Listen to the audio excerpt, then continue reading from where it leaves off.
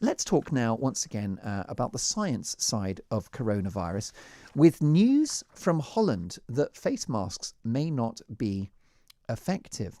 Yes, indeed. The nation's top scientists in the Netherlands have examined key data and research and have declared there is no firm evidence to back the use of face coverings. Indeed, they argue that wearing the wretched things, their words not mine, may actually hamper the fight against the disease. Delighted to be joined by Dr. Bharat Pankhania, Senior Clinical Lecturer at the University of Exeter. Dr. Pankhania, welcome to the show.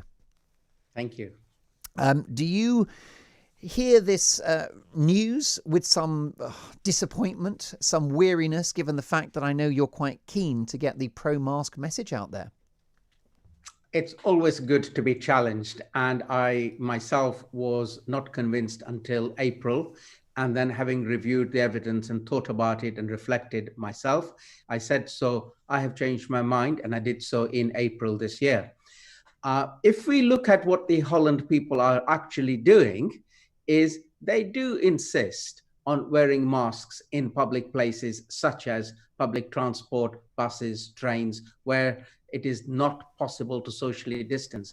So even they are accepting that there is merit in wearing these masks in crowded places such as buses, trains, and so on. What we have to do is do all we can to reduce the spread of this virus. And we are learning more and more that it may be aerosol spread. And therefore, I think I am right, we are right in saying the mask is an added armamentum in stopping the spread of this virus. Is there a concern about the idea that reusing masks could be therefore counterproductive if the COVID virus sits within the fabric?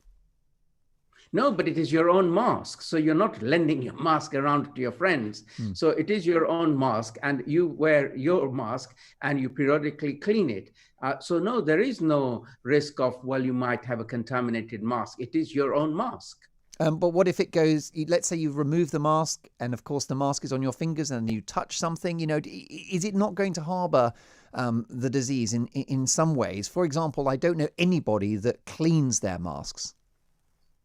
Well, so you've handled your mask, so you've got a dirty hand, or you've got dirty surfaces where your mask has now been left on the table or whatever.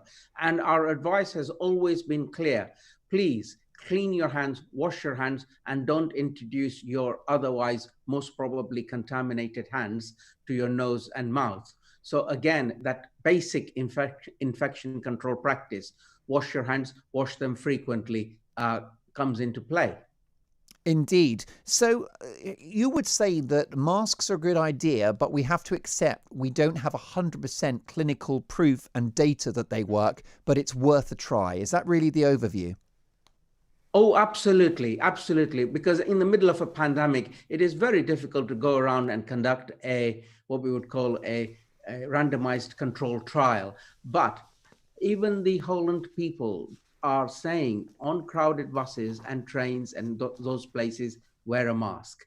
And I think if we catch these droplets, we're adding to the armamentum of preventing spread of infection. Now, we have good news, Dr. Pankhania, regarding a new 90-minute test that can detect coronavirus and flu.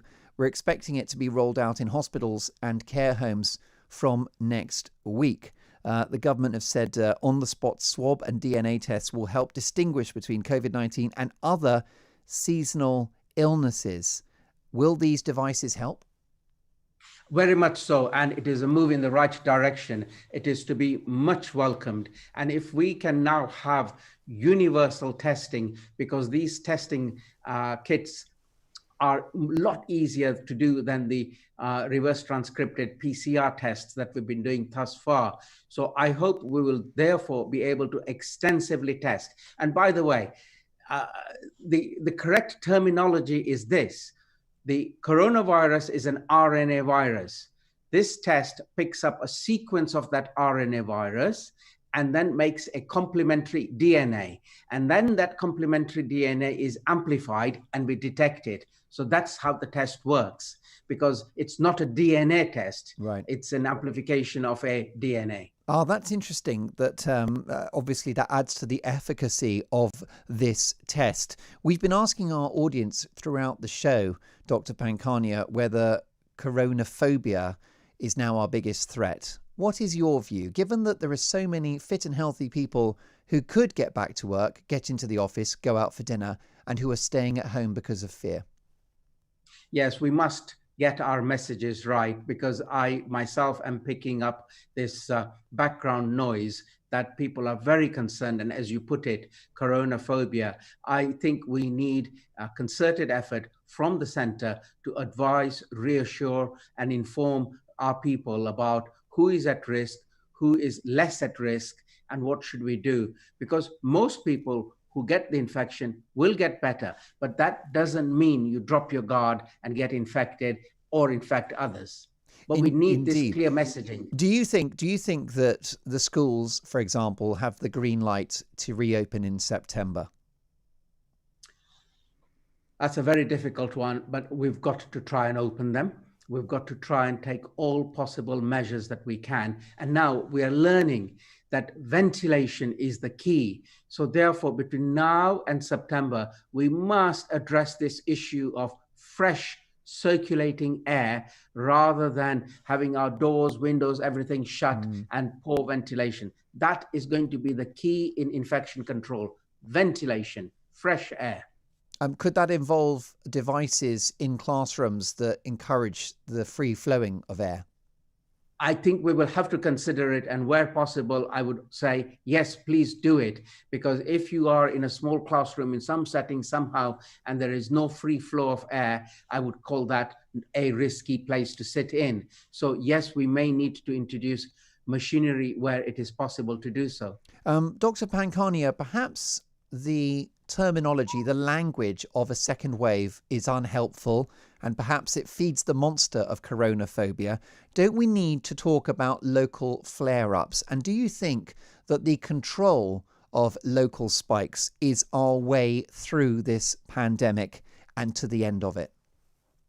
You've said it so succinctly, and I totally agree with you. And I have been saying this for a very long time. There is no way that London can control what happens in Cardiff or Edinburgh or Exeter, because we need local experts on the ground who know the lie of the land, who know how things work and the network, and they need to be in the command position for little flare-ups, as you put it, and little outbreaks, which we will continue to get for quite a few months, if not a few years.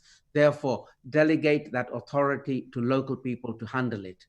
Dr. Bharat Pankania, thank you so much for your time, and we always appreciate your valuable input and your even-handed answers as well. A calm head under quite collective pressure. Dr. Bharat Pankania, there, Senior Clinical Lecturer at the University of Exeter.